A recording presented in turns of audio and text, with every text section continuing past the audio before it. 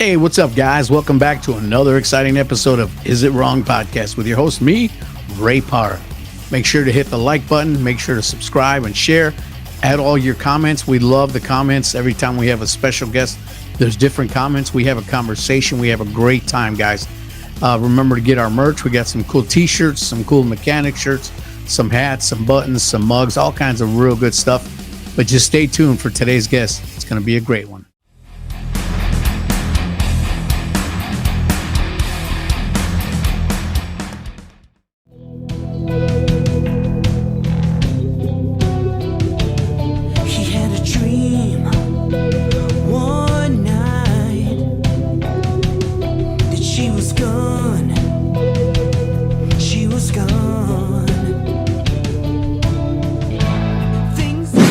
Hey guys, welcome back to another exciting episode of Is It Wrong?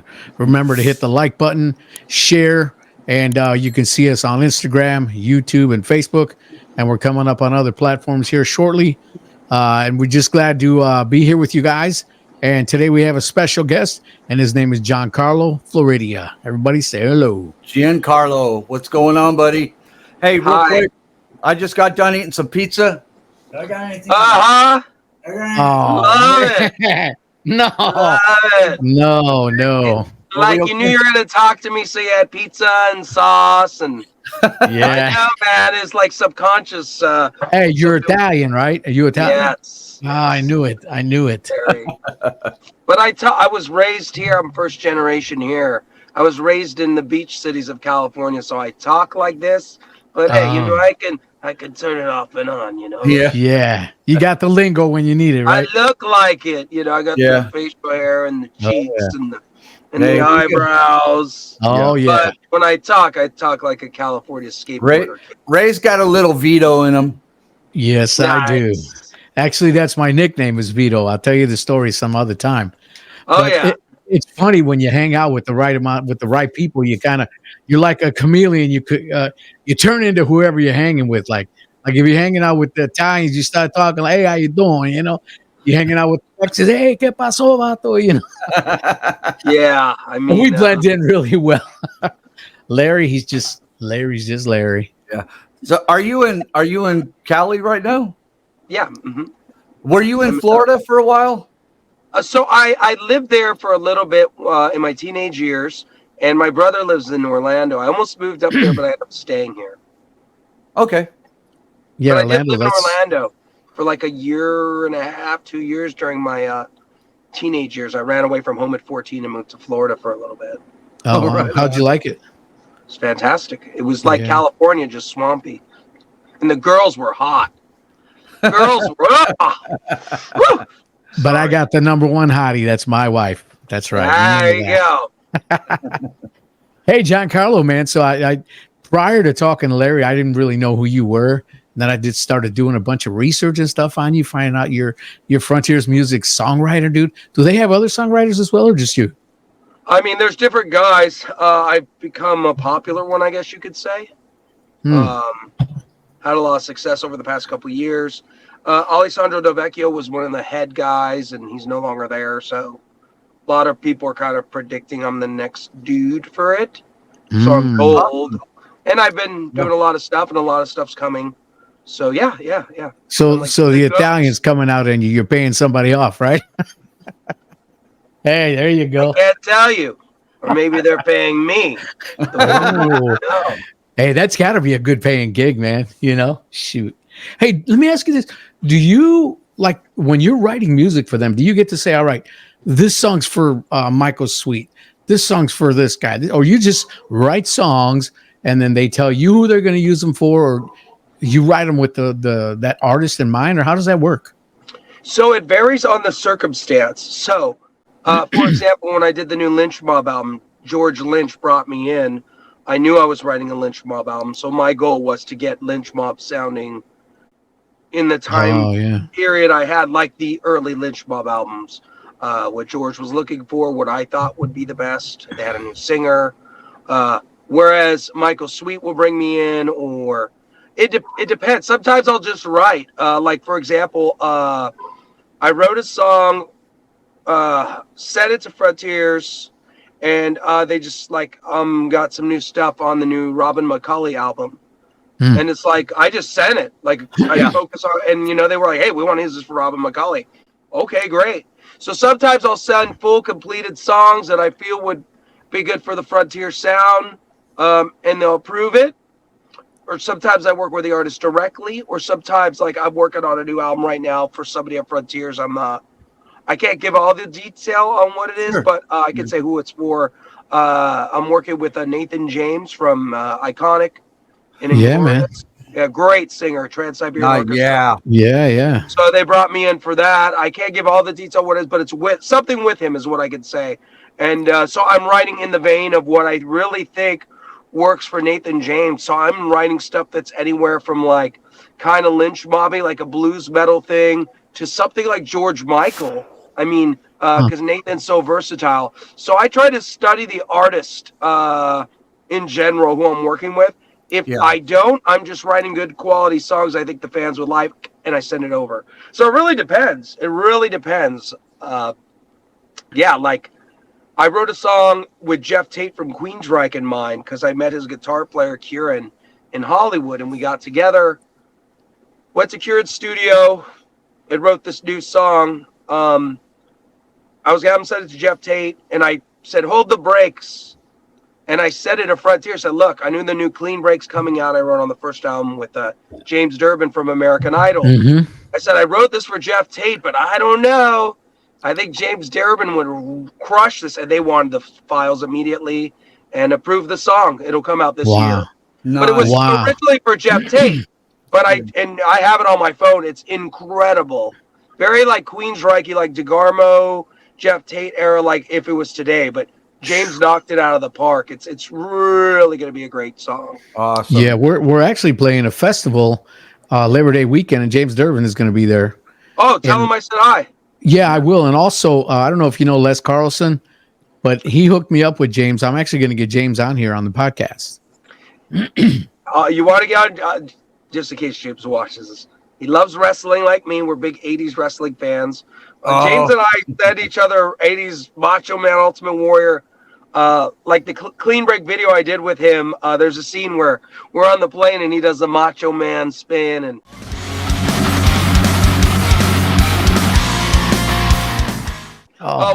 me, him, and Gabriel from Lynch Mob are huge 80s wrestling fans. Every day, literally, we just message each other stupid wrestling stuff from the 80s. Oh, man. So, James, do you want to get on James? If you guys do an interview with James, talk 80s wrestling. And James is just kind-hearted, wonderful, great singer. We have the new Clean Break coming out. I wrote 3 songs on it. And we got some serious stuff coming on that album. We're just waiting on the release date. The album is done. I have it on my phone. Wow. It's phenomenal. Wow. It's way better than the first. Wow. So the first one was really good. Is it all the same members from the first album? No. Robert and James already said this, so I could say I don't say things that's going to cause trouble with the label, but James already mentioned in interviews that Robert and Perry are not on it, unfortunately. Oh, okay. Oh, wow. I wrote the material with them in mind, a couple of the songs actually. And then found out later I wrote a song very Stryper-ish on there. And there's another song on there that I think is maybe top 3 songs I've ever written in my life. And James and I agree it's a hit single for the album. So we're just waiting on the release date, and I might work on the videos. I worked on the first ones. So me and James are waiting on Frontiers. I'm hoping we'll know any week. It's coming this year for sure. It's phenomenal, you guys. James. Yeah. The writing, The guy can sing, man. He did such a great job. I listen to it all the time, and it's just like, wow. But Mike from Riot is still on guitar. The drummer that's on it is phenomenal. He's more of a session guy from Italy, and he did a great job. Okay. I mean, some of the stuff that I had sent, I had a lot of drum pattern ideas, and he kept them. And there's some cool prog elements I added to the album on my material. Very melodic. I mean, the first album was great, but to me, there's a lot of down-tuned guitars on some of the first songs that I didn't write. Yeah. And I wanted to stay away from that. And it's very more edgy, more like 80s arena rock than the first one. The first one has some more modern elements. I think this album strays from that. I think it was a smart idea. Right. Now, when you send a song, do you send the whole song in its entirety? Everything done. And they don't ever. Done. Wow. That's great, the only changes were made is Del Vecchio produced the album. On the Jeff Tate song, he changed 2 lines. Oh, wow. You know, so he'll be a co-writer on some of it, but in general, for the clean break stuff, nothing. I mean, I really knocked it out of the park. Yeah. Now, with you being a guitar player, you're tracking the guitars, you're writing the drums, or you just sending everything on a guitar with vocals, or you just sending lyrics? Oh, what I'll do is I'll get in my car. I wrote some of the clean break stuff sitting right here. I have what happened was on the Lynch Mob album, George Lynch sent me all the guitars for the last Lynch Mob, which was a field day. He's my favorite guitarist of all time. Oh, come on. And what happened? Yeah. What happened was I got a song from George, and I heard it in my head at like 4 a.m. in the morning. And I wasn't going to sing at my condo because I was like, the neighbors already hate me. Yeah. So I had, it's track 5. It's called How You Fall. Your flesh can trust and your dust is bone. You're losing what you thought you know. You live in fear, you won't turn away. You're bleeding and back on your own. When you had it all. So I heard it all. I was like, you fucking trust and your dust is bone. And I whispered the whole demo, sent it to George, and they're like, it's great. I even put the harmonies. I see this before. I see this before. Oh, man. And it made the album with the whispered demos. Okay. So after that, I prepared a portable studio so I can sing in my car. So I'll get in my car, like the clean break stuff. I got in my car, went to a mall parking lot, and I just blazed, and people were kind of staring at me. I'm like, I don't care. Wow. That's great. So I record a lot in my car. So it depends. I have people that program. Right. After Lynch Mob, I don't take any chances. And now you have a backpack that I put in here and I do it. But I'll send everything on a click track. So you have to get really tight with the click. Sure. Because if you want to put drums on, you want to put your bass, your vocals, everything. The click is the heartbeat of your song. Mm-hmm. So as long as the click is there, you can build everything around that. That's incredible. Yeah, pretty cool, right? Yeah, man. Yeah, man. Yeah. Yeah. Go ahead, Larry. Go ahead. I was just going to say, because you literally never know when a song's going to pop in your head, and you want to get, you want to get it on tape, man. Yeah. And sometimes you can forget it within the good stuff sticks lyrically. I'll have a title or a concept, but like a melody, it's like when it's there, it's like you better put that sucker down. Oh, yeah. You ever sent anything to Frontiers that they said, Giancarlo, man, nah, this ain't happening, bro. Nah, not doing it. So Sweet and Lynch Heart and Sacrifice album that came out last year, they declined half the record. They thought it was too, and George Lynch has gone on the record saying it was his fault. It was too heavy. Okay, so if you listen to Heart and Sacrifice, listen to the second half of the record. It's very dark, and Will It Ever Change, and It Rains Again, and It's Time to Believe, and all these heavier edge songs. The whole album was going to be like that. And the label said, no, where's our tooth and nail? Where's our, George? Yeah. So we went back in, and Michael and I and George, we did the first 4 songs on Heart and Sacrifice were rewrites. Oh, wow. Yeah. Yeah, because they just weren't having them. So let me ask, we want to market to the Doc and Lynch Mob. It was so vicious. It was vicious. I love it, but George took the heat for that. It wasn't the songwriting issue. It was the issue of the direction, what they were expecting. Sure. Yep. So it wasn't the style.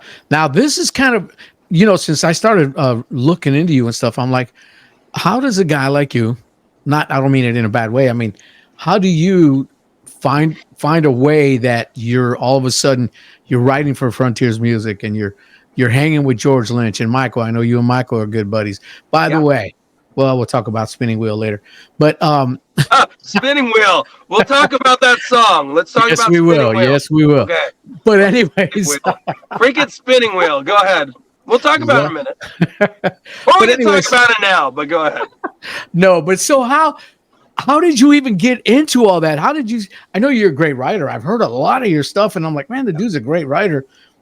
How does it even get in front of Frontiers? How do you get to that position from being a writer to a hired writer? How does that even happen? So what happened was, I've said it. I think I've said it before, but it's a pretty emotional story. I had a deal on Frontiers competition in Italy. They're called Scarlet Records. Bands like Vision Divine are on it, and Secret Sphere, and Prague, and Frozen Crown, and all these real heavy European bands, and they signed me.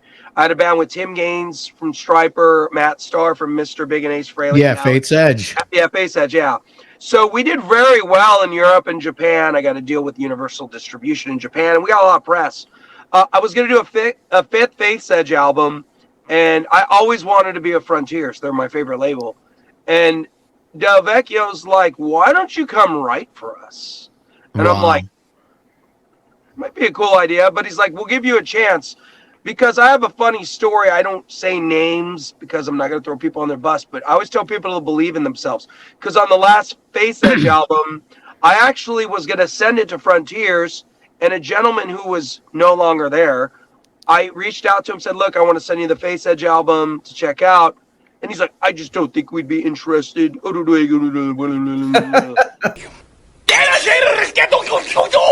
I'm like, what the heck? And guess what? He's fired now. And I'm like one of the head writers. So am I allowed to curse on your show? You're allowed to be yourself, brother. I'm much worse than Michael Sweets, okay?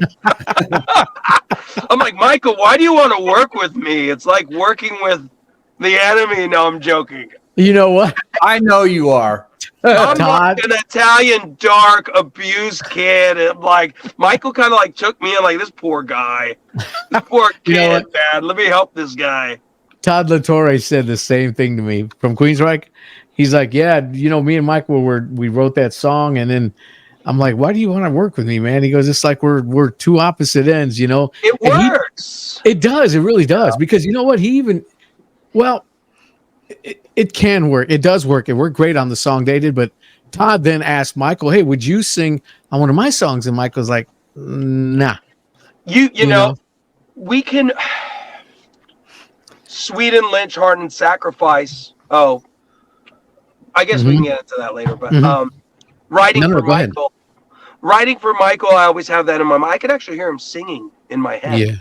Yeah. Spinning Wheel and all those songs. But anyways, I guess we can get back to Michael in a minute. But the songwriting thing. Okay, so Frontiers asked me, okay, show us what you got. We're not going to tell you the artist. Send us something. Write a new song. I'll never forget it. So when I was a kid, Janie Lane was like my guy. Yeah. And when he passed away, I ended up doing the final album cover for his song Sin from Liberty and Justice. And I sang on the track next to him. When I was a kid, he used to call me on the phone and say, keep going for it. Oh, I love Janie. He was like my guy. And when he passed, I didn't think it was going to happen. He was living not too far. And I'm like, I saw him on TMZ and a couple things. I'm like, should I reach out to him? And I just kind of left it. And then he died. It felt horrible. But I had to do the album cover at my college. And Justin from Liberty and Justice set it up, who also has passed away. We're working on a new album. And so anyways, when Janie died, I became friends with his wife, Kimberly Nash Lane. Became very good friends with her. We talked. I helped her through his passing. She told me the whole detail on Janie's passing that night, what happened. It's very tough. There were some tough times for her. I don't always get into all the detail, all the things she told me, because out of respect for her and Janie. But it was a rough thing. So anyways, Frontier says, go ahead and write a song. I'll never forget it. I opened my laptop. Article, Kimberly Nash Lane killed in car accident. Oh, no. I was freaking just gone. Yeah, man. Like, oh, Kim. Like, oh, my God. And I went home. I was at home. And I wrote within like a day a song called The Pain of Goodbye.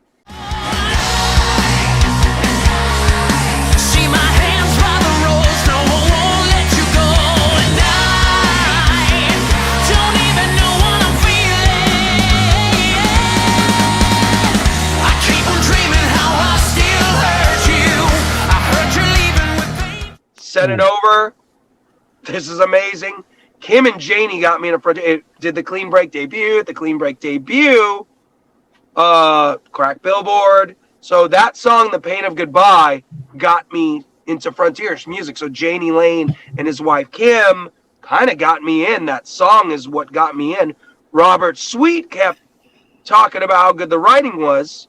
Michael Sweet heard it, and then everything just has been going ever since. So I actually got in by building a reputation, but it's Janie Lane and Kim that actually, that song, that The emotion. the barriers. That song got me into Frontiers. That's how I got the gig.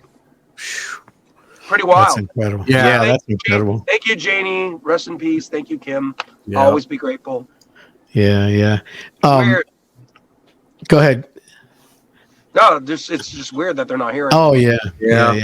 No, I was gonna say the whole Lynch thing. When you're collaborate when you're like when you're collaborating with George Lynch, that's got to be pretty cool in and of itself, right there. Favorite guitar player of all time. So There's imagine. no question, man. I love that guy. I mean, every day after school, he kept me out of trouble, kept me away from the drug scene. I would go home and learn all his parts. Michael Sweet did not tell George. They were having trouble with the third Sweet and Lynch album. George wanted to do Christianity versus atheism. Right. And Michael called me a few times just to bounce ideas on the album. And I gave him a few ideas. He said, okay. And then he called me again. And then they brought me in. And I guess whatever I sent him is exactly what they needed. So I did the whole thing. George didn't know who it was. Michael just said, I got a secret weapon. Trust me, this kid's good.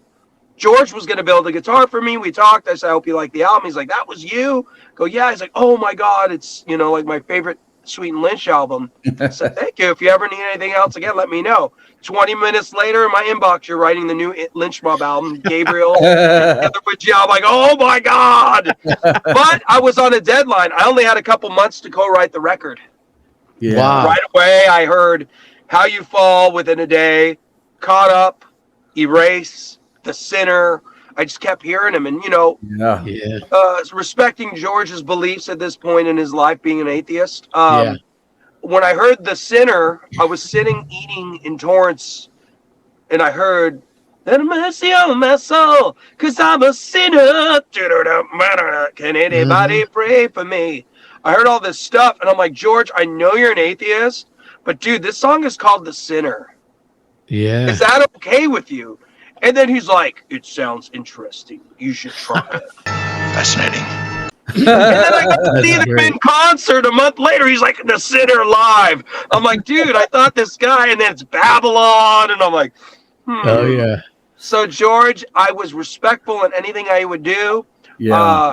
And we just have a special chemistry, George, me and Michael. And this, but working with Lynch to bring back Lynch Mob, and the album has succeeded very well. They're still on tour. The fans liked it. I say to everybody, man, if we had 6 months to work on an album, imagine what I could have done with them. Yeah. I literally had like less than 2 months to get it done. And I had to sing it all. I have a version of me singing the album. Really? Yep. Wow. Yeah, I know you're a great vocalist. Thank you. Man. Yeah, great vocalist, great writer, great guitar player. I love some of you produce your own videos? For Frontiers. I'm a production assistant. I write a lot of the stories. So like LA Guns, I wrote the story for Diamonds, Get Along. That's my daughter in the last 3 LA Guns videos. I was going to say, your daughter's in the LA Guns videos, right? Yeah, she's like the LA Guns girls, last 3. Yeah. Little too long. I promise I'll be the man you want today. No broken glass can't carry the weight. I wrote the story. I'm heavily involved with a lot of videos as a production assistant, story writer for a lot of those videos. Hey, wow. By the way, Frontiers is our favorite record label as well. Yes. They're keeping it going. Keep it true, baby. Yeah. Seriously, I mean, they've got some serious, artists on that label. and they're doing it.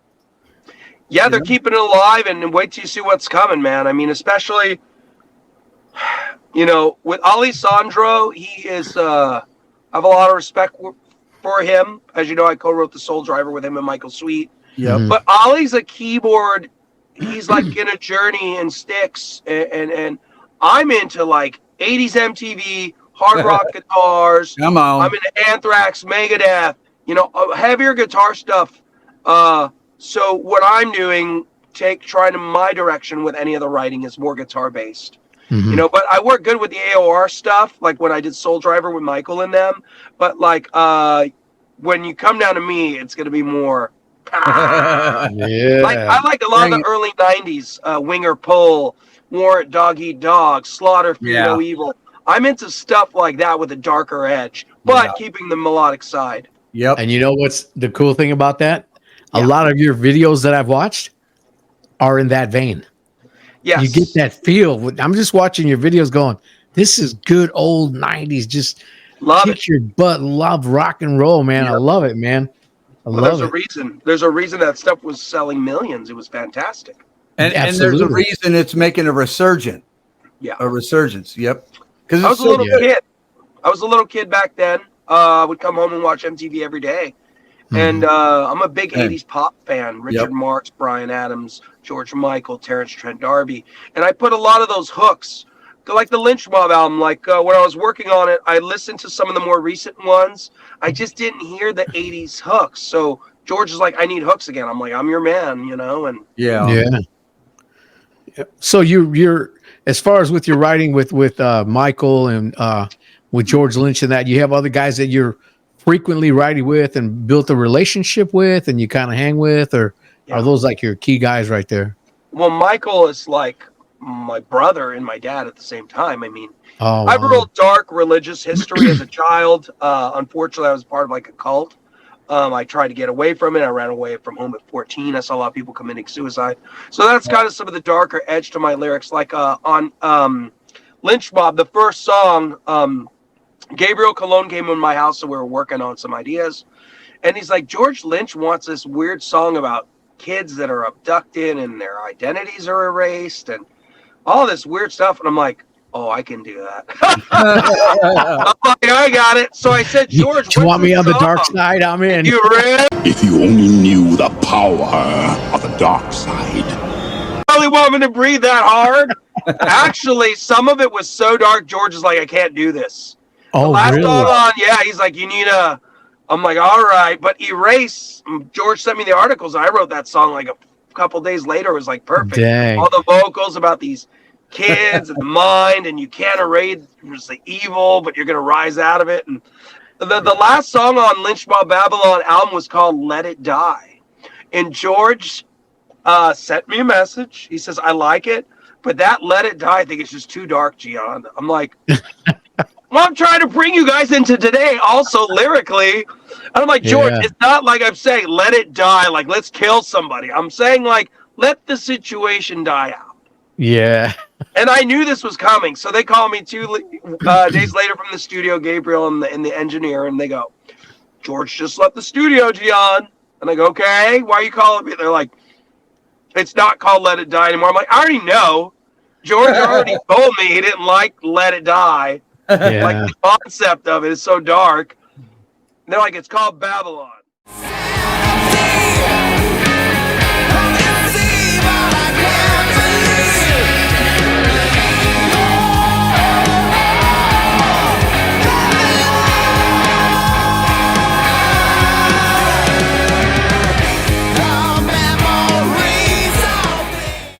I go, Babylon? What's Babylon have anything to do with Let It Die? And I'm like, dang it, George. But George is the boss and he's my hero.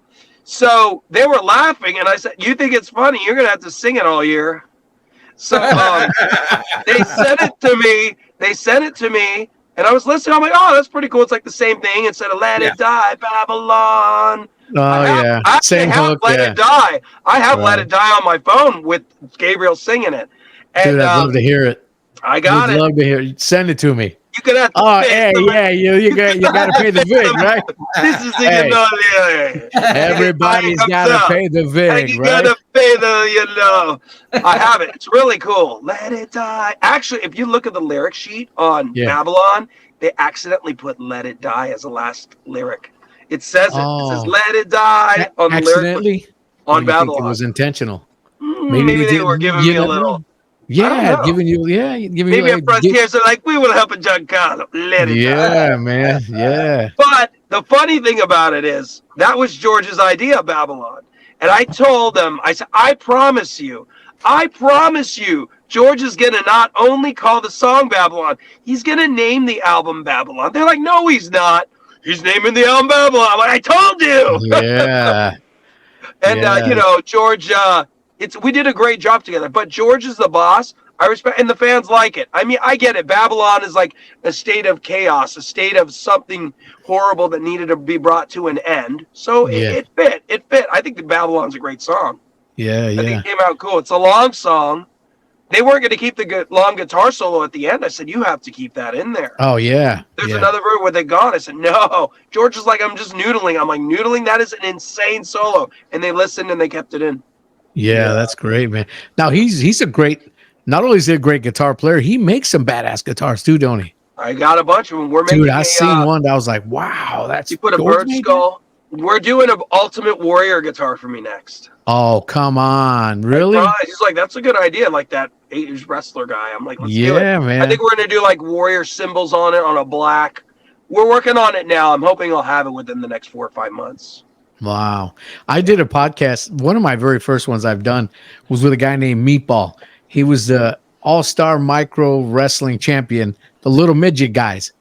And he was telling me, I remember I seen the show with Hulk Hogan when he had him and the midget guys. Do you remember those days when they had that show? I loved it. Hey, yo, maniacs! Hulk Hogan here, the greatest of all time. But if you're looking for the greatest in midget wrestling, look no further. Micro Championship Wrestling is the greatest midget wrestling company in the world today. We've got Meatball, the biggest and the baddest of them all. We've got Demo, who I call Demomania. We've got Justice, who's one of the main men on the tour. We've got Blitz. We've got Huggy Cub, who's the biggest pimp in the game. And without a doubt, last but not least, we've got Enigma. So look no farther. Micro Championship Wrestling, the greatest midget wrestling in the wrestling world today. So what you gonna do? No, wait a minute. Check this out first, brother.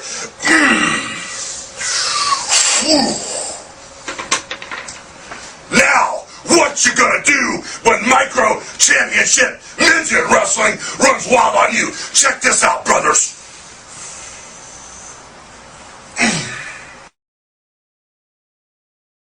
It only ran one season. I'm like, what happened? He's like, oh, the label didn't think that it was good enough. I'm like, are you kidding me, man? It was funny as heck. I love it. He used to tell me.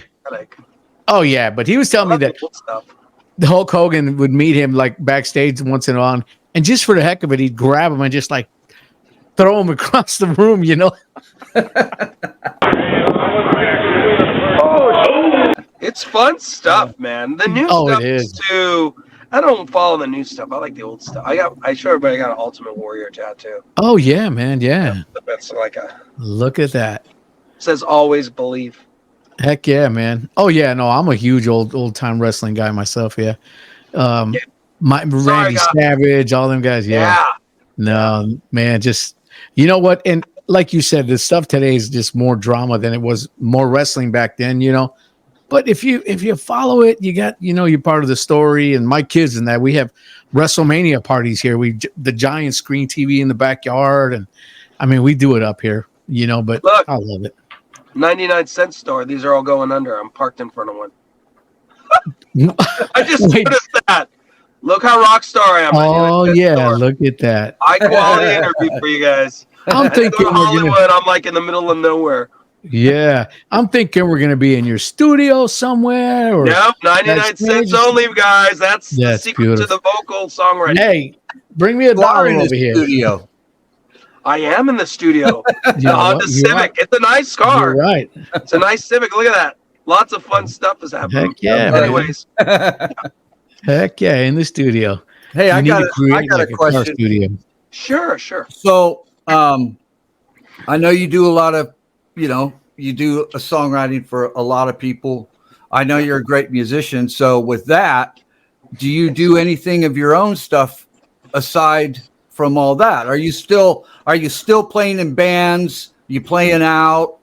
I mean, no, I stopped. I've been too busy. I mean, a lot of people are like, bring back Face Edge. We like those albums. I'm like, I had to fund those records. I'm not doing that. Now I'm getting paid and publishing them and working out good deals for big selling albums. So I'm thinking what I might do at the end of next year, because I have new stuff coming with Robin McCulley, Clean Break to Giant, frickin' wrote for Giant. Oh wow. Yeah, I know, right? That's a big deal. Yeah, heck yeah. And then the Nathan James. So that's 4 already coming. I'm going to ask maybe at the end of next year, Frontiers for a solo album.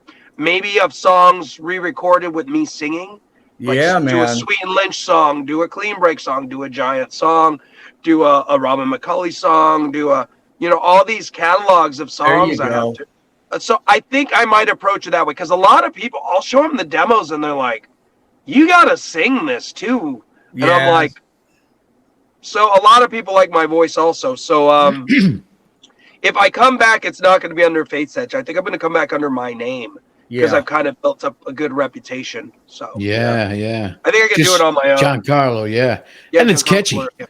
Yeah, it's good. catchy. And if you Google it, I'm the only there's other people in Italy, but for the rock scene, I'm the only Giancarlo Floridia. So I might do that next year. Let's see how these new albums do. Yeah. So I'm sure they'll do well. I think so too. If I pay the VIG, you can help Sacred Warrior write a song. Well, I'm going to make him an offer he can't refuse. Hey, you put a little spices on it. Yeah, man. Send me some stuff. Yeah, man. Dude, I would love to see what you can do. Of course, it's going to happen to. As long as you don't mind like 3-part harmonies everywhere and no, dude, we do that. Killed. People gotten their hearts ripped out and their minds all, George like, it's really dark, Gian. Is it wrong? I mean, look at Michael Sweet does not co-write with people. Right. How often does Michael co-write? So when he brought me in, I was like, oh man, he was impressed, I guess. And when I was working on some of this stuff, imagine having to balance an album between Michael Sweet and George Lynch. You got an atheist and a Christian. Heart and Sacrifice was a lot of work, and it came out great. But I would respect like Miracle and like Leaving. It Rains Again was more of a Doc and Lynch Mob thing. World Full of Lies was more Michael Sweet. I would have to just like try to balance that record. It's one of my finest albums because it's like so much balance conceptually. Yeah. So with, writing a great song, you just kind of have to pull your heart out of yourself. And it's hard to do sometimes. It's like not self-abuse, but it seems to be working for me. Yeah. So let's talk about writing with Michael now. Yeah, Spinning Wheel. Let's talk about Spinning Wheel, baby. Oh, man. Spinning Wheel was an accident. Broken some things, I've cut my own wings and wounded myself from the fall. I feel the rain and I see it burn. Time after time. Yeah. Spinning Wheel, everybody loves that song, and I wasn't going to send it. I had said, Michael's like, just start working ideas. I'm not letting you hear the music. Like, dude, that's like unfair. Yeah. He's like, you got it. I'm like, oh, Michael, you're killing me. I don't get to hear any of it. It sounds like this. We need it like this. I'm like, all right. So I got in my car. I remember going, I'm hearing this thing in my head called Spinning Wheel about the world and the difficulties. Like life goes forward, life goes backwards. How are you going to get a control of it? I feel the rain and I see it burn. And I started hearing these things in my head.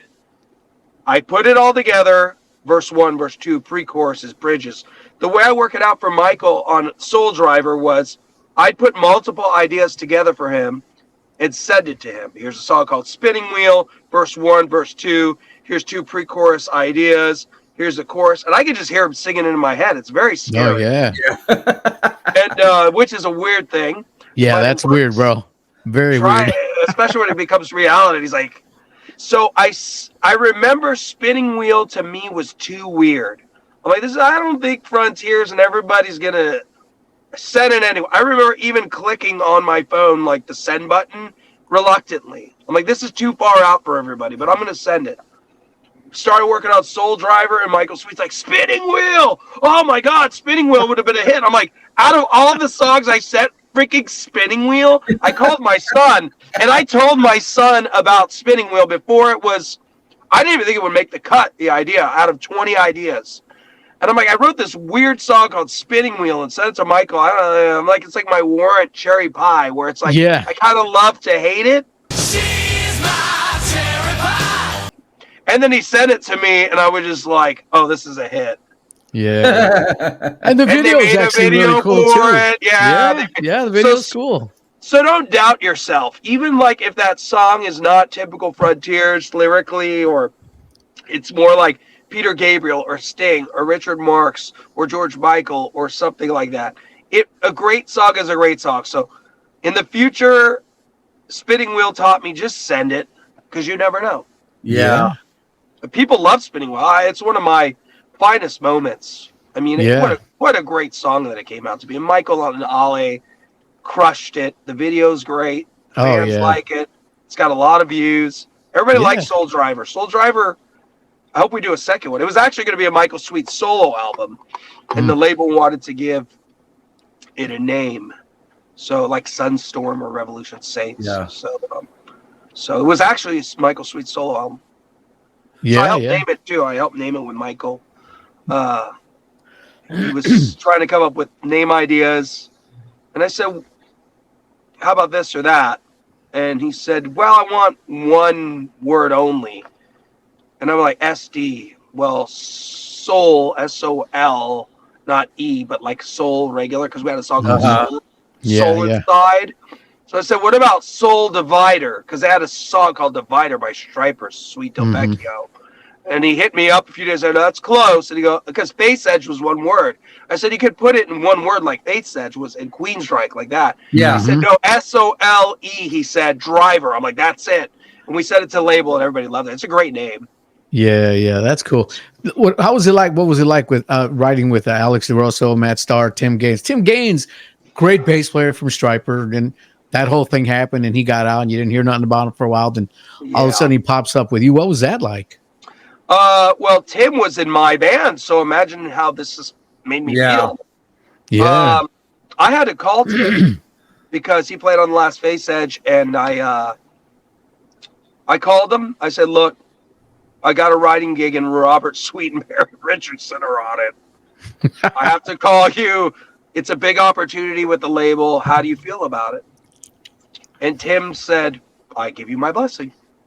Wow. He didn't want to do it. He was like, go ahead and do it. He's like, it wasn't an attitude. He was like, congratulations. Yeah. Now, once I started working with Michael, we won't get into all that. Everything changed. You could ask Tim. I love Tim. We all love Tim. Everybody loves Tim. Let me make that clear. No problem. Everybody loves him. Everybody says if you hear from Tim, if you see Tim, give him a hug. Robert Sweet, give him a kiss. Michael loves. There was just some problems going on that needed to be rectified. Sure. And that's not my band. And I have to make a decision for my career what I needed to do. I loved him. Tim and Michael and all these guys all saved my life. I mean, bro, I was a part of that dark cult. They got me out of it. So I'm grateful to every member of Stryper. So let me ask you this. When you're saying they got you out of that, are you a Christian now, or do you just... Yeah. I believe in Jesus, period. Yeah. And I don't care what anybody says. I just have a little different style of doing things. It's like there's just too much darkness Yeah. Now, But at the same time, God has got me through all the darkness. Am I making sense? Yeah. yeah. It's hard to deny something. It's like, I'm not one of those guys who's like, I'm a total metalhead. I don't care. I've been through so much, you guys, that I don't care. Yeah, I don't have man. my parents in my life. I used to go to church 3 times a week where they told me I was going to be burning in a lake of fire. I mean, just some really detrimental, horrible stuff. I think I And, went to that same church. Yeah, maybe we were brothers. Yeah. And, Hey. when I got out of it, the Stryper guys, I'm like, wow, these guys are really cool and legit. And so, but you can't, like the Lynch Mob says, it's in my blood. You cannot erase. So you Right. can't take back what happened to me, and I can't shake it. So I don't try to pretend somebody I'm not. So maybe God wants me to help people through a lot of the darkness I went through. I don't know, but he allowed it to happen. So I kind of don't forget where I came from, but I'm trying to correct the darkness and do better. But I also like to keep it there so when somebody needs it, I can say, hey, here's what I went through. Maybe you can understand. And God can love everybody, you know? So I definitely believe he in does. Jesus. And he does. There's no question. And it doesn't matter. I mean, you know, the word says that, you know, his desire is that none should perish. He loves everyone. But you said something, and I just want to make it clear, right? So you said you believe in Jesus, right? I believe that 100% that you do. I believe it. I've met you. I've talked to you, you know, but have you made the decision for him to live in your heart? That's the, Look, here's the thing, guys. I don't get too religious on interviews. We can talk about it, but I have trust issues from my parents. My mom and dad, I don't talk to them. My dad's still involved with that cult. Oh, wow. It's very hard for me to trust anybody. It's a very dark place, guys, and I'm working on it. So that's hey, and it's he's working a on process, you, bro. And he's working on me too. That's There's a lot of work. Okay, that's it. There's a lot of work, but I'm working on it. I know that he's God just because it's common sense to me. And you know what? Honestly, if you were to die, I'd rather live with hope than not have it. That's right. That's right. That's right. Because as I see that I'm getting older, not that I'm that old, but your rock heroes can't save you. That's right. I see it on like, oh, Nikki Sixx, when you die, I don't give a about you. So I put it in my heart, like I do pray in the mornings and stuff like that. Good. But I don't really push it on anybody lyrically. I don't feel like it's my place because I'm working on myself. I have so much work to do that I have years of work every day. I'm like, okay, let me try to do better. Sometimes I fall back, then I get back up, then I mess up. And then, you know, we all do that. And I was going to say, I got news for you. We're all there, brother. And I know. I wasn't trying to put you on the spot or nothing. No, it's okay. A lot of people are wondering. In terms of my writing, it's not very Christian. It's more dark, if anything. But I do believe that Jesus is God. I don't care people's opinions either. Look at the times we're in. He can come tomorrow. I ain't going to be like, I didn't say you were God. That's right. That's right. Things are pointing too close. Even somebody with a dark edge like me could see what's going on. It's like things are really weird. So I ain't going to deny it anymore. I on terms of my songwriting, I try to keep it positive, uplifting, contemporary. I don't know. I would never say I'm really a Christian writer. Like, somebody asked me the other day, what if Michael Sweet called you and asked you to co-write a Stryper song? Somebody asked me that. Yeah. And I said, I wouldn't do it. I'd actually decline the gig. I do not, that's interesting that somebody asked me that, right? Yeah. I feel that if you're going to write that type of music, you need to live it. And I'm just not to that point in my life yet. I'm still work in progress.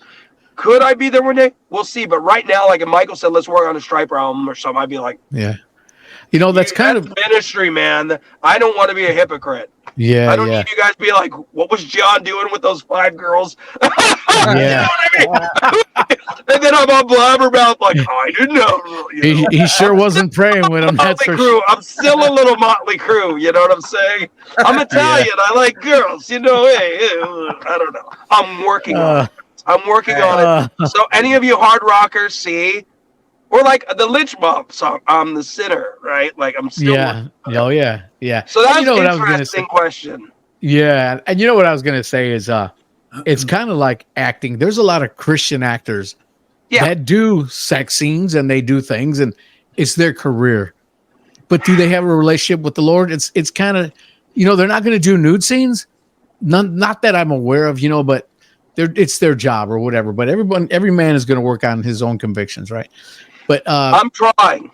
Yeah, but I don't want to put on some fake facade like Giancarlo's this, and I'm like, I'm such a goody guy, and then you see me in LA with my tongue down some blonde chick's mouth. It's I don't need that. It's if you're gonna live it, live it. And sorry, Michael. Michael's probably like nodding his head if he sees it. Or you're sticking your head. Gian, Michael Sweet, are you sticking your tongue down? Just be careful, Gian. Don't stick your tongue down too many mouths, Gian. Yeah. Oh man, dude, it's like them guys smoking cigars. They got so much crap for that. Yeah, Michael. But I'm a cigar guy. I'm a cigar guy. I'm a Christian, but I love cigars. We just did a show in Ohio last weekend, and afterwards we're outside of our bus and we're all out there just having cigars. There's nothing wrong with that. But the thing is, like this, nobody's perfect. Exactly. It's the point that we're trying to do better. At least we have in our conscience. Let's try to do better. Yeah. Look, I don't drink. I don't do drugs. I don't even smoke. None of that. Girls, I'm working on it. Hey, I was going to tell you. Hey, well, there you go. Hey, I was going to tell you. We were talking about Stryper and that. Larry here co-wrote an album with Robert, right, Larry? No, I just. You just played on it? I just sang on it. Yeah, cool. You sang on it. He wrote the whole album, but I just sang. Robert's great. So in Warrior, he's our guitar player, but he's also was the vocalist for Fear Not. I don't know if you know that or not, but Larry. Yeah. Larry sings really good, right, Larry? He sings, not used to sing. He sings really good, right, Larry? He still sings. That's right. I keep trying to tell him, dude, sing, man. But he's like, oh, I can't do it anymore. I'm like, bull crap. Yes, you can. Yeah, there you go. I know that. I do need somebody to get back and build my stamina and my everything that's in there. I haven't worked it in so long, but I'm sure it's like sing because you love it. Back. Yeah.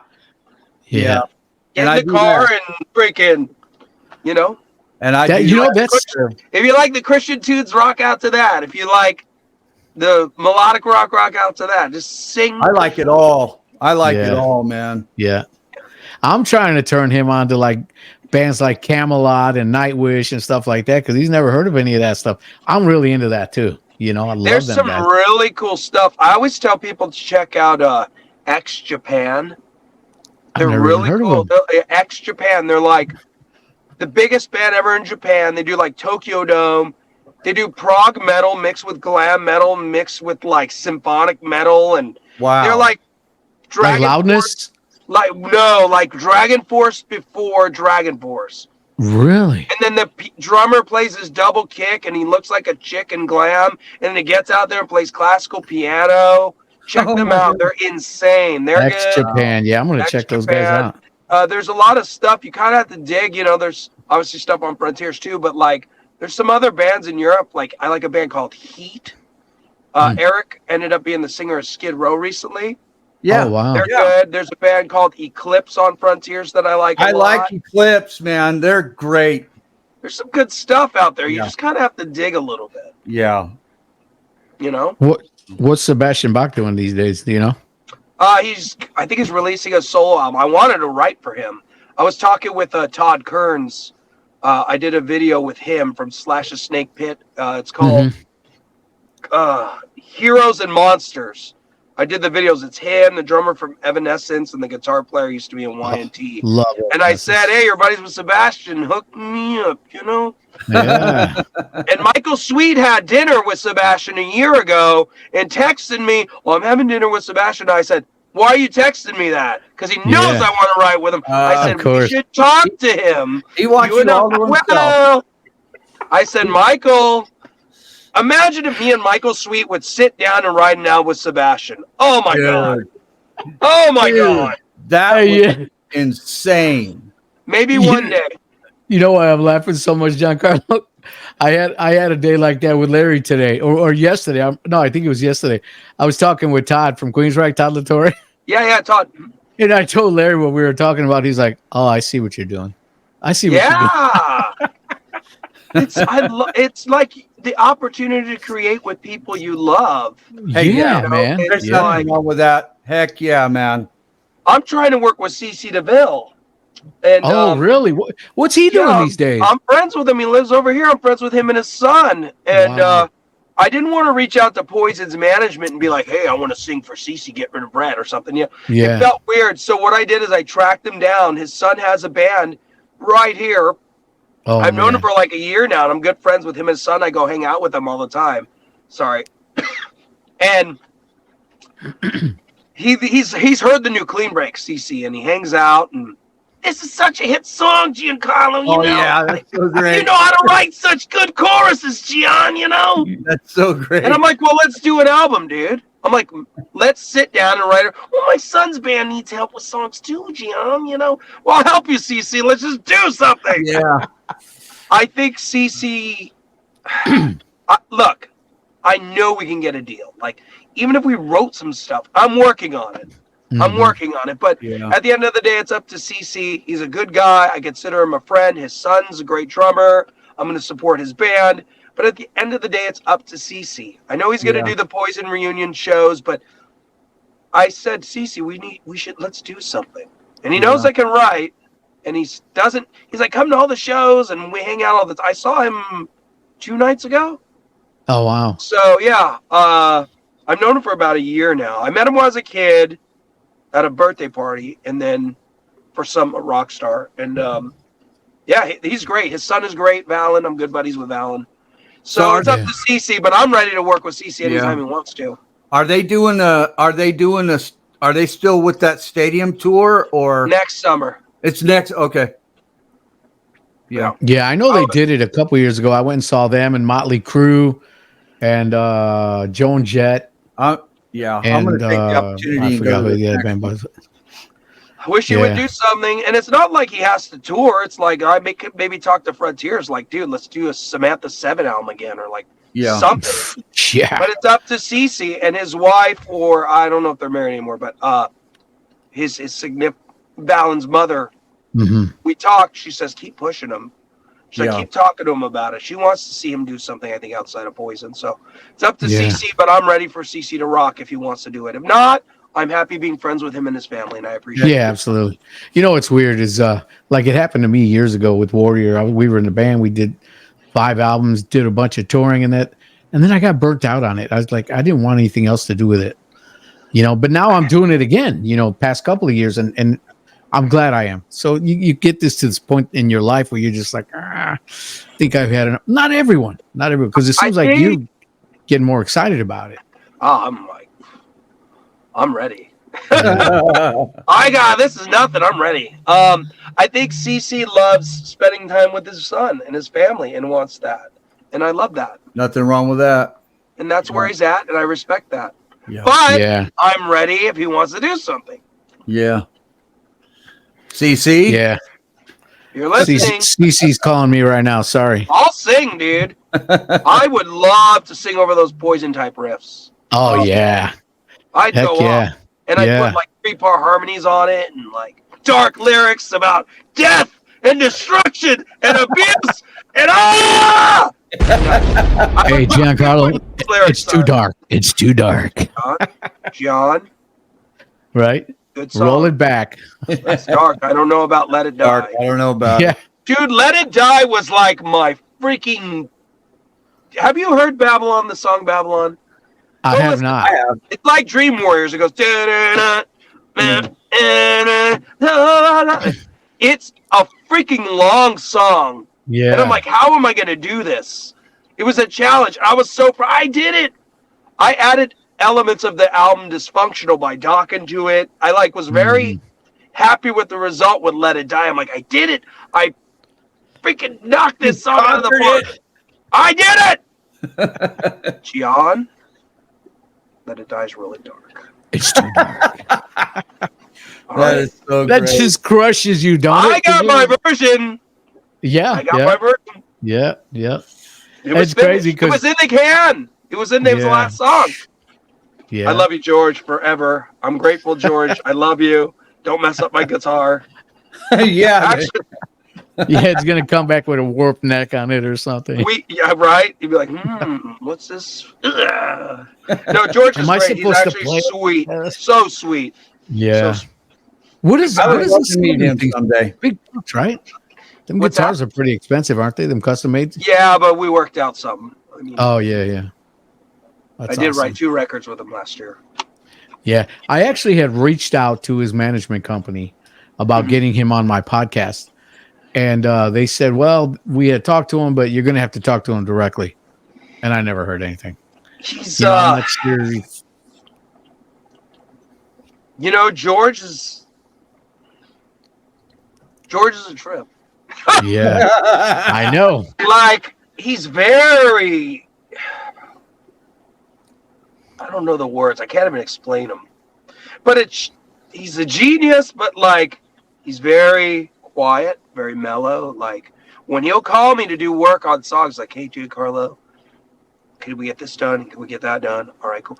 Always calls me Giancarlo, but very respectable, very appreciative, very and I hear stories where was George so hard to work on? He's actually so easy to work with. We just get work done and that's it. Where Michael Sweet and I talk about pasta and meatballs and what do you think about that album cover? And joke around and make jokes. Where George is very business minded, very I don't know. It's a different beast. Yeah, dude, I get it. He's a very private guy. All about It's all about just getting it done. Yep. I interviewed Rudy Let's Sarzo. get it done. Focused and task oriented. Yeah. And Very focused and task oriented. Yeah.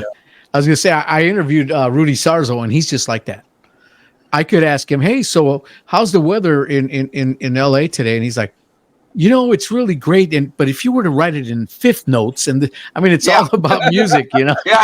The dude is a genius, man, but a very cool dude and very like George Lynch, very mellow, very to the point, very, which is cool. It's like writing an album. Each album, at least in my opinion, should have a personality of its own. People in the same way in the industry, you either have a chemistry, don't, you respect them, or you don't.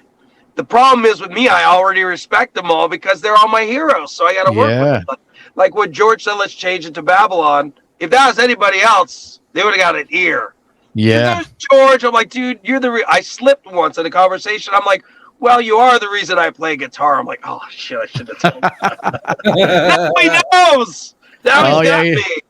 Yeah. I slipped in a conversation like, well, you are. And, not that the idea is bad. It's a great album cover, by the way. Yeah. But George is great. Michael's great. Everybody's great. The guys at Frontiers have been great to me. James Durbin, I'm real blessed. Yeah. I can't wait to see James live. I've seen some videos of him when he was doing some, I think it was Kiss stuff. And then I don't remember who else he jammed with, but it was pretty cool. The new Clean Break, it's a little bit more smooth. Like when he sent me some stuff, a little smoother than the first. Production-wise? No, vocal-wise. Okay. The first one, he's more Halfordy. Yeah. On this one, he's more I want to say Dockeny, but Fifth Angel or something. Oh, wow. Yeah, it's a little, it's aggressive, but it's smoother. I don't know. You'll have to hear it. There's a lot more harmony work.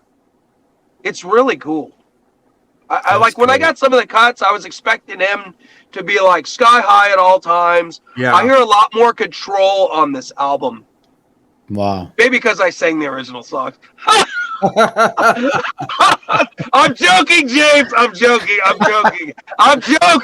It's You a set joke. the standard. You It's a set the joke. pace for James. I set the bar here for you, James. It's like a wrestling promo. James Durbin. There you go. James Durbin. When I sang the original demos for the Warriors, you knew, James Durbin, that you would feel the ultimate vocal power. There you go. There you go.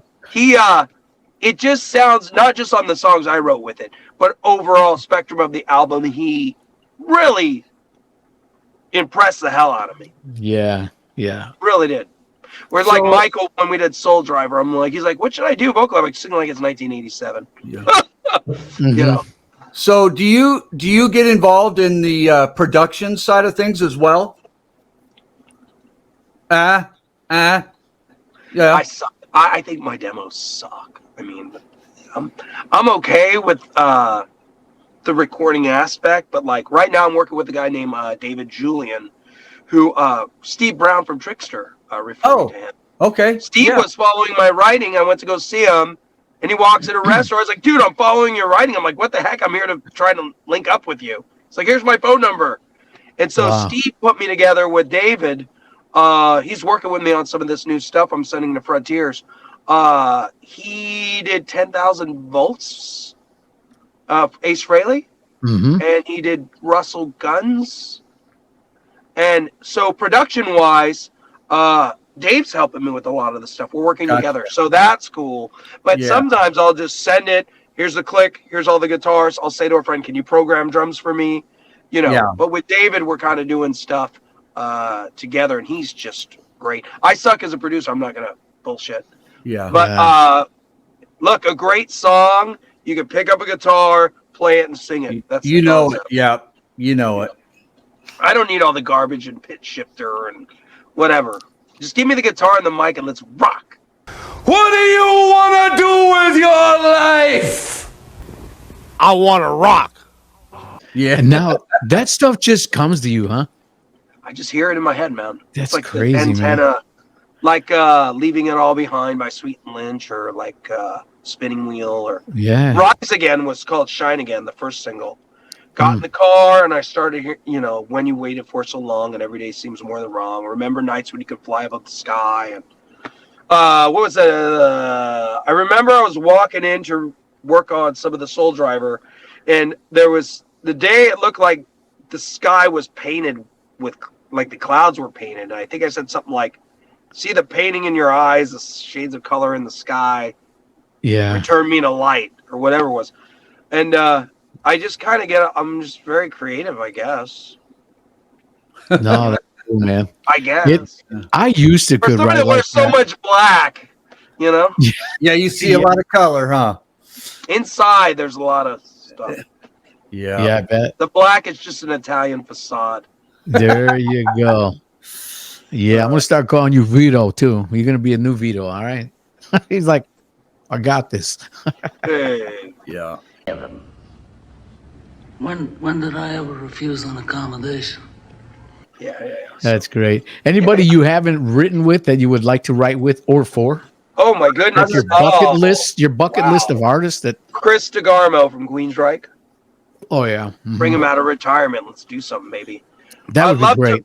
Oh, my God. Yeah. Richard Marx. I would like to do something edgy. Yeah. I'm a big fan of that album he did called Emotional Remains. It's more hard rock. Not everybody knows about it. Like old Richard Marx. Yeah. I would like to work with him. I would like to work with... Those are probably two of the main guys I would like to work with. Yeah. That'd be great. Yeah, that's a great bucket list. Of course, Janie. I know he's no longer with us. Sometimes I feel like Janie's in the room. I know that sounds weird. Oh, when wow. I'm writing. Yeah. Like I kind of feel like Janie's inspiration, kind of like guardian angel or something. I don't know. Yeah. I would have loved to work. Like I know if Janie was still alive, him and I would be working together. Mm-hmm. Yeah. Like I'm working with Michael, and it's like, why wouldn't I be working with Janie? Like, sure, if Janie was alive right now, I'd be like, dude, I'd track him down at a show and be like, here's all the stuff I've done, Janie. Like, here. Yeah. And what's the other last It's thing yours. Janie did on this planet? He was on VH1 with Michael Sweet, and now me and Michael are working together. What are the chances? Yeah. What are the chances? It's like kind of Wow. like weird. Yeah. And then him passing, and then I get the gig after me and his wife, and I think Janie's somewhere here with us still. Come on. Hey. Yeah. Yeah. Just speaking it, man. If energy still carries, right? So Absolutely, man. very Absolutely. interesting. Yeah. No doubt, man. No doubt. Yeah. Well, yeah. bro, Larry, you got any more questions or anything? I just He does. I can see it. I got Yeah, time it's- for a couple more questions if you want. okay, yeah. Where Larry? did I get my teeth bleached? The headed for heart. Yeah. Headed for heart. Yeah, man. Hey, who does your hair, pal? I do it, baby. Look at that. Put show Larry. Dude, I Look how much still- hair he's it. Dude, it grows out so fast. Though. I think you had the hawk when we hooked up at Whiskey. Yeah. I wouldn't say that When we too were loud, playing Larry. with Stryper. I think you had Whoa! it, didn't you? I've had it again. I did it once like 10 years ago, and then I grew it all back out. And it's just looking like ratty, you guys. It's like time to let it go. Like, and then in the back, it's like slightly, I don't know. And I was just like, okay, if I cut it short, it looks better. But I look like an Italian painter. Like, I was like, that doesn't rock. Oh man. So I'm like, yeah, yeah. And I have that George Michael thing going Oh where yeah. I shave and it just like, Kind of sexy, you know. yeah, I gotta, that's why the girls are a problem. But so I gotta shave it like every other freaking day, and it's so I hate spiky. shaving. But it looks cool. I think I'm gonna keep it. I think I'm gonna keep it. I have the reverse hawk, by the way. You do? Show him, Larry. Yeah. Show him, Mr. Larry. D, Show the him. Mr. T? My hawk just goes around this way. Oh, the Hulk Hogan thing. Yeah. You Yeah. do the Hulk Hogan hair extension thing. Hey, You can. hey, and when you're on stage, when we're rocking, your hair could be doing this. Look, it's like hair is hair. It's like just That's write it. good songs Oh man. and work on the voice and work on Yeah, playing. man. Yeah. Fans don't care. Look at Rob Halford. He just shaves the whole thing. Jeff Oh, Tate yeah, shaved man. his head. Yeah. Yeah. It ain't the 80s where you have to have all those. Most of those guys were wearing hair tracks and extensions, anyways, man. I won't name any names. But Dude, yeah, I know a band. Huh? I know a band. They'd get ready to go on stage, and I come in the dressing room one day, and We're they're talking about gluing. They're gluing Yeah. strips of hair onto there. I'm like, oh my god. He's like, and it's super glue and it burns like heck, man. I was like, what? I mean, look, I'm going to be 45. It's like there comes a time in life where you need to let it go. It's okay to get a little bit older. Like if I'm going to turn into an old Italian mob guy, I'm okay with that. Yeah. Hey, Yeah. I hope that we could come here and reason together. And as a reasonable man, I'm willing to do whatever's necessary to find a peaceful solution to these problems. It's okay. I'm all right with it. I don't have to be Kip Winger forever, okay? I might have been when I was younger. I can let it go. Let's just write good songs and let's just be beautiful. There you There go. you go, man. There you go. It's all about the music, man. Yeah. And that's the thing. If you're writing good music and people are loving it, who cares what you look like? I'm a big guy. Well, people love the way I sing. And I don't move around a lot because I'm a big guy. But you know what? I do it with my voice. You know what I'm saying? And hey, I'm just me, man. People just know me, you know? Just be yourself. We're all special. Yeah. Yeah. I always have this thing that I tell my wife and my kids, just joking around. I tell them, you got to love yourself. If you look at the first letter in each one is UGLY. You got to love yourself. And they're like, You make me feel better. Next time I'm like, I got a couple cracks coming in here. Like right here and here. I look pretty young for my age. When I see a couple, I'm like, ugly. You got to love yourself. you got to love yourself. Other than that, I didn't age too bad. Hey, and if you ever get down on yourself because you feel like you're not looking right, just take some triactin. You ever had What's triactin? Tell them, Larry. Yeah. Do I want to know? Triactin. Triactin it's been on the market for a while, but most there's quite a few people that really need it or can use it. But Triactin is pretty much triacting like a man. I say, don't be a girly man.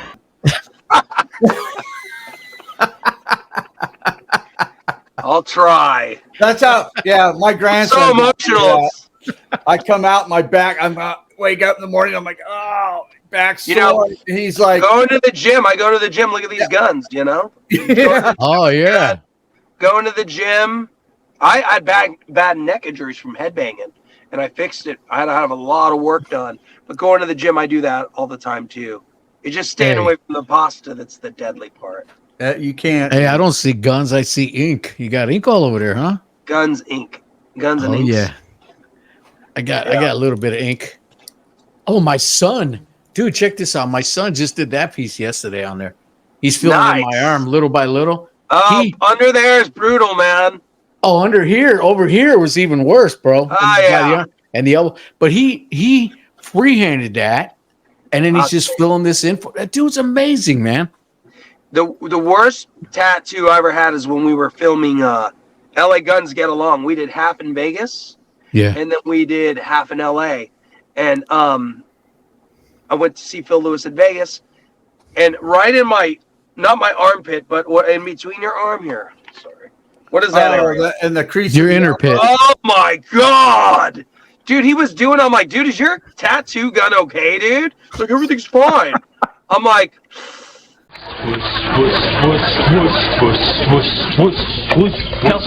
Kelso, would you stop that?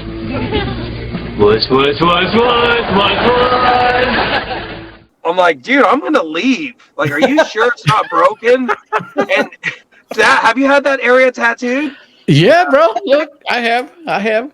But here, for me, maybe just mine was not fun. Bro, for me, this wasn't bad for me. That there wasn't bad for me. The elbow was worse for me. Yeah. Oh, but the worst was the back of my leg. I felt like a little girl. I'm like, ah. No, I'm not doing anything other. I might do something here eventually, but yeah, that's it. Next time you do the back of your leg, Ray, you better take you some Triactin. I'm gonna take like double doses. Triactin like a man. Don't speak, girly man. I'll take some double doses. Yeah. Oh man. So you're at the beach right now, you said, right? You got the kids in the water? Yeah, I just went. I was out there earlier. And no, I'm just me. My kids are grown up. It's just me, single old me, and working on my stuff for Frontiers. I'm actually going to drive, I think, tonight to LA, working on some stuff for Nathan that's really killer. And I believe it or not, there's this one chorus section that's like, I've got the song and the hook. I'm just like, one of the problem about having success is you're like, is this as good as Spinning Wheel? Is this as good as Leaving It All Behind? Oh, trying to top Is this off. as good as Caught Up by Lynch Mob? Is this as good as Clean Break? Is this as good as... Right. And you have the discography of songs. So I'll listen back now and I got to stop. Like when I did Spinning Wheel, it's like, dude, just send it. You know what you're doing. I have a lot of, not self-doubt, but subconscious, like, are you sure, Gian? So I need to work on it. Sometimes like, dude, just sing it. You know what you're doing. Send it. Yeah. And if they want to make it like Lynch Mob Time After Time, the original version was slightly different than the final. They approved a percentage of the song and then they took and made it Time After Time. It was like time could fall apart. I see the and they used it all. They didn't keep everything, but they used a lot of it. So sometimes I just need to send it, and if they want to make an adjustment, we can do so. Not every song you knock out of the park. Like Lynch Mob, Caught Up. It was like boom, boom, boom, boom, boom, sing, bam, erase, boom, boom, the center, boom. You know, some songs you need to work on. Yeah, and I get very frustrated. Yeah. All right, this is a killer question for you. I know Spinning Wheel was one of your favorite songs, but out of everything, Let It Go. Lynch Mob, my least favorite. Your least favorite, yes. I knew you were going to ask that. See, hey, is that Let Italian It Go thing, off Lynch Mob Babylon album. Really? Oh, by far. Why is that? Let It Go. I actually think that's a pretty good tune. You're asking me my least favorite. Yeah. It's not because I don't like it. It's just the Sinner is so badass compared to it. I jump into the hole and I won't stop.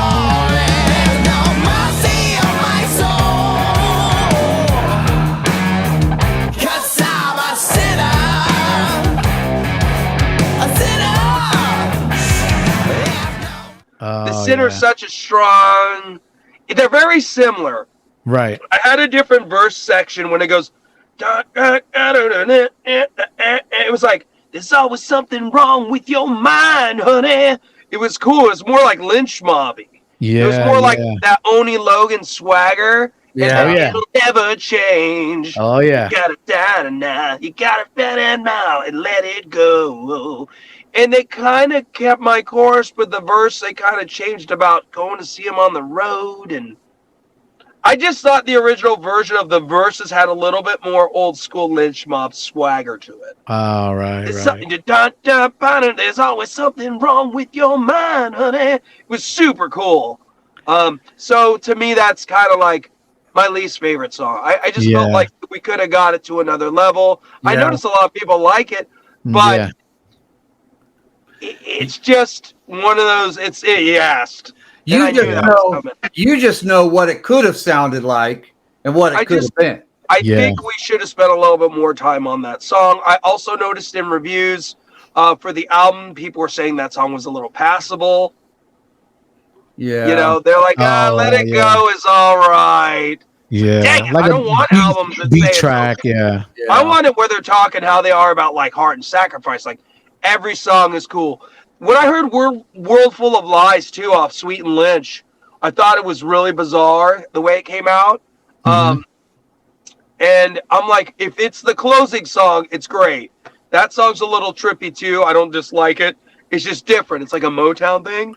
Mm-hmm.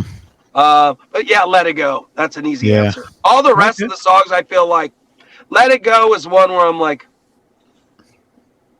yeah. You know what's funny is with Warrior, and I think our third album, I have a song that I really is my least favorite that I've written too. Is called Beyond the Mountain. But so many people love that song. I'm just like, and I'm like you. I'm like, I don't ever want to perform it live. It's a great song, but it's just there's better songs, Sometimes it's just a personal reason for us. Yeah, like everybody loves freaking Cherry Pie. Right. But Jamie didn't like it because he wanted the album to be Uncle Tom's Cabin. Oh, Uncle Tom's Cabin was a great concept. It could have been a great album title, and it's showcasing his songwriting. And then, we want a hit single. Oh, here's Cherry Pie in 5 minutes. No wonder he hated it. So everybody else loves it and remembers it. So, it's not like I hate Let It Go. It's just one of those things where, like, man, I wish we could have reworked some of it. I'm even down to the point of, like, I'm so, like, Soul Driver. Michael Sweet's like, I need you to listen to this album, like, 4 times before it came out, before it's even mastered. I'm like, really? Oh, wow. He's like, you have a really good ear. I want you to listen to the whole thing over and over. And if you I caught 3 mistakes on the album that needed to be corrected. Oh, wow. Michael didn't even, he's like, dude, that's why I called you. I'm like, this note right there on the bass, do you hear that, Phil? This and that. And then they went in and corrected him. So I hear a few things on the song I'll Let It Go with some of the drumming that I would have done differently. Now, it's nothing wrong with it, but like I would have done like an open hi-hat. There's a fill going into the verse. I would have done something that carries the drive more. Yeah. This is other reason for Let It Go. Like, I don't just write the song. Like, I hear everything. I hear what the drum should be doing. So it's one of those songs where I wish I could have sat in the room and said, let's try this, let's try that. See, that's part of production and arrangement. Yeah, You hear all that stuff. You know? That's true. Like on How You Fall, there were some things I mentioned that they fixed, or Time After Time. A lot of people do bring me the stuff to re-listen to. But in terms of turning the knobs, I'm not really great with that. But I can hear it. Like, oh, here's what we need to do. Or see, I consider that more production of what you're talking about, and then turning the knobs would be more of an engineer type, Yeah, it's more like I have an ear for levels, like Soul Driver. What else was on there? I think there was a song. There's a song on there called Out of the Dark, where I said to Michael, maybe the backgrounds need to come up here, things like that. Yeah. So, but in terms of getting the recording at a great level, I have a lot of work to do. Yeah. So I'm with you on that too. I'm with you. There are guys that are amazing. Yeah. Yeah, man. Yeah. You know, the cool thing is, I've never worked with Mike. I've worked with Oz. You know, he wrote and played on a couple of my records, but the fact that Michael was coming to you for advice or listening advice or whatever, that says a lot about you, Yes, about your sir. writing and your style. Very Because unique. Michael owns Doesn't- his stuff. He owns his stuff. He doesn't You need know what I'm anybody, saying? honestly. Yeah, yeah. So I've for heard that him from to reach two out to people. you is incredible, man. Yeah, He was very impressed with my work on Clean Break. And that's awesome. people have came up to me from big bands and said, hey, Michael does not write lyrics with people. Like, you do a really good job. I'm like, thank you. We just Yeah. have a darkness and light kind of combo. I think, like, if you listen to Against the Law, I think he does like that style. But Yeah, I kind of add that element, but in an updated thing where it really works for his voice. yeah. Oh, yeah, yeah. Like the Bible has good and evil, right? There you go. It kind of adds that element of the story to Michael. Yeah. And it just really works. I'm not saying I'm the devil in his life. I'm just saying Right. I'm just saying that there is that characteristic of that dark edge Yeah, yeah. that works for him. Like yeah. it contemporizes some of the stuff to make maybe the regular Frontiers listener understand a little bit, you know? Mhm. And it works. It's just a very Yeah. special chemistry, and we can't deny it. And I know we're going to do more. I hope we do another Soul Driver. Hope we do another Sweet and Lynch. I wrote some other stuff for him about a possible album. Like I don't know if it's a soul album. It's something else he's working on with some guitar player. You ever write anything for Stryper? No, I haven't. No. Would you? No. Remember? No, you just said you wouldn't. Yeah, that's right. You said you wouldn't. Yeah, that's right. Yeah. No way. Yeah. No way. I would decline the gig. You Yeah. have to be on his level. I can't. I've done too many bad things. That's right, guy. Who's that girl in the back seat right now? You wrote that Stryper song about Jesus, and you were doing. Oh, yeah. Yeah. I haven't got a blanket back there right now. Oh. It's just not. I can't man. do it. The Soul Drivers and the Sweet and Lynch, it's cool, but the Stryper thing, it's like it'd be like Joel Osteen being like, "Hey, you want to write one of my sermons?" Or Tony Evans. I'd be like, Tony Evans. Oh my gosh. Yeah. I don't think you want me writing one of your sermons, dude. Yeah, man. It's just too much. It's just too Yeah. I don't think I could go through with it, dude. I did write a song on Sweet and Lynch. It was kind of Stryperish called You'll Never Be Alone. I know you, and you know me, for so very long. We've been through so much together, and that's what makes us strong. I think it was the first single. And sent that over.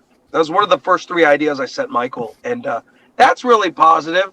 But it wasn't a Stryper. You know, Stryper's a ministry. Yeah, man. Totally. I can't go there. I'm like the sinner in the audience that needs to learn. Yeah. Like, why are you here, Gian? What did you do? Yeah. What are you going to do? Or as Michael would say, be careful, Gian. Oh, Be careful. yeah. Let me give you a hug. Be careful, Yeah. Gian. Careful. He's probably watching right now. Like, what did Gian do last week? Gian, do I need to call you? He's gonna call you, bro. He's gonna call you, and he's gonna read you Gian? the riot act. Remember, there's still hope for your dad. Be Oh. good, Gian. That's He's very awesome. positive. Well, like, there's a song on Sweet and Lynch. I guess we can talk about one more thing. There's Yeah, a yeah. song on Sweet and Lynch. It's a great ballad called After All Is Said and Done.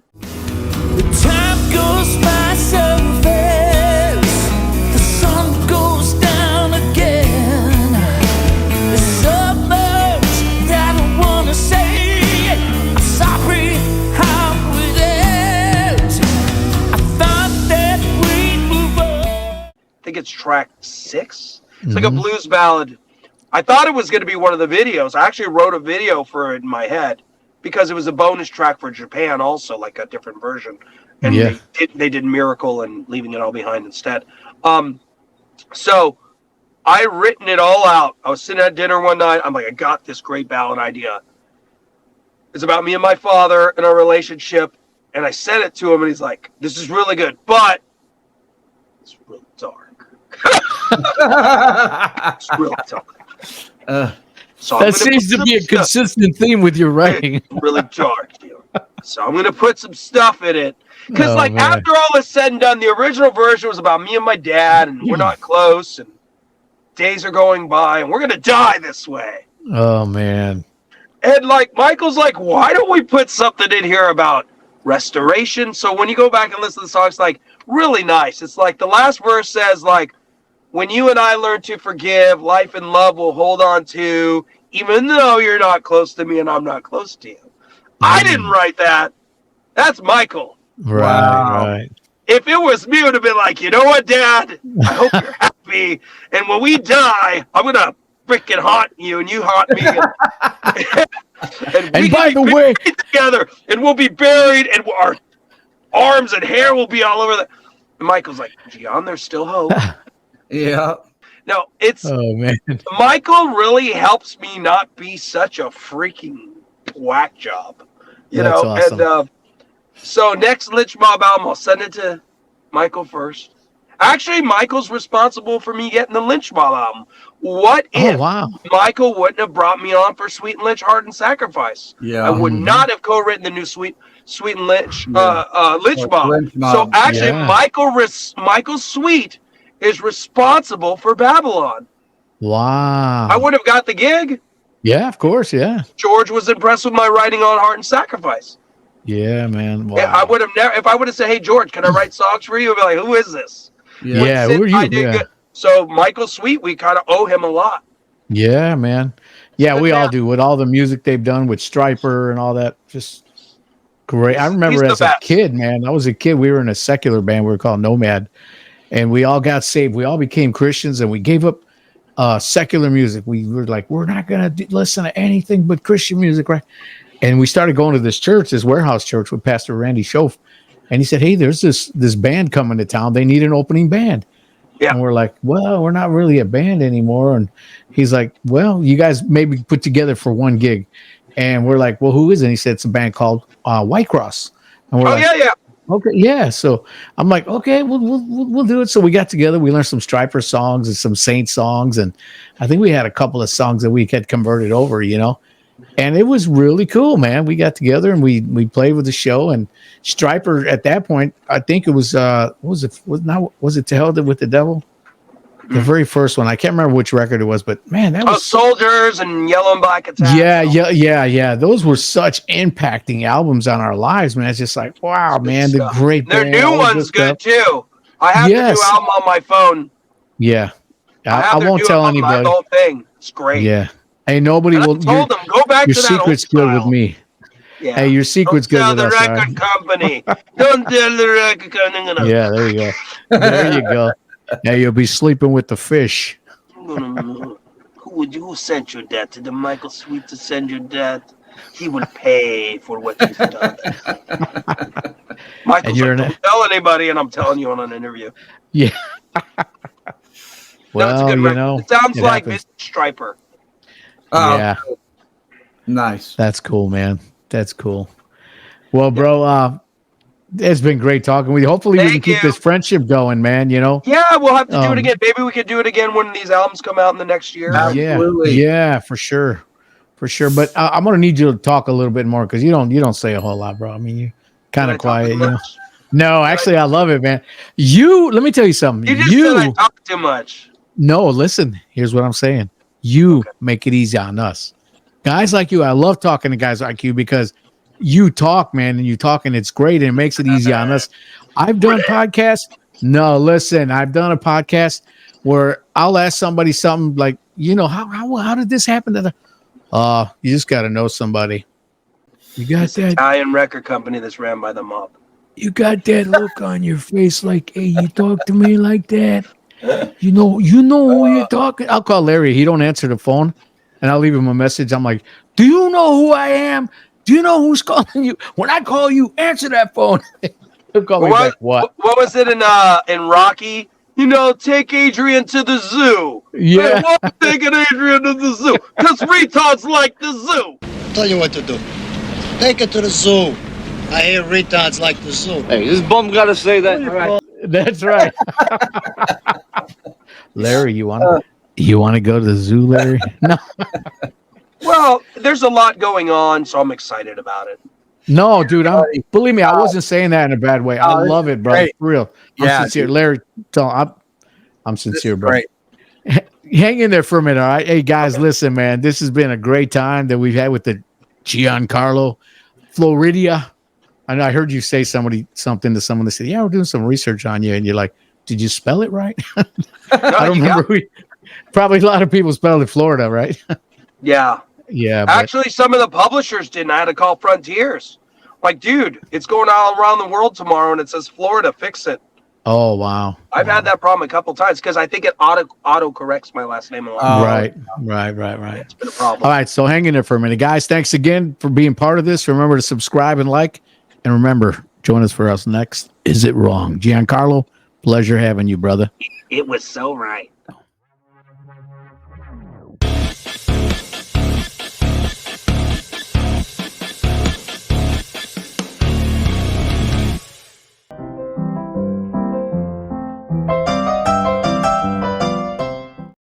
Hey, what's up, guys? What's up? Hey, welcome back to another exciting episode of Is It Wrong podcast with your host, Rey Parra. Occasionally, I'll have an additional guest on here, and tonight I will have Larry Worley with me. Remember, gosh,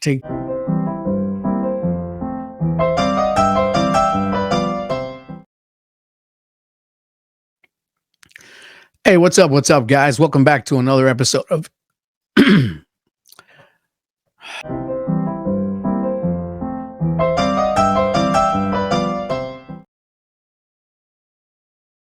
Hey, what's up, guys? Welcome back to another episode of Is It Wrong?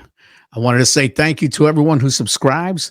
Remember to check us out on Facebook, Instagram. What's all the other ones? Hang on. Let me do this again. Hang on. Don't record this one. I mean, don't use this one, whatever you do, bro. Instagram, Facebook, and YouTube. That's it. Okay.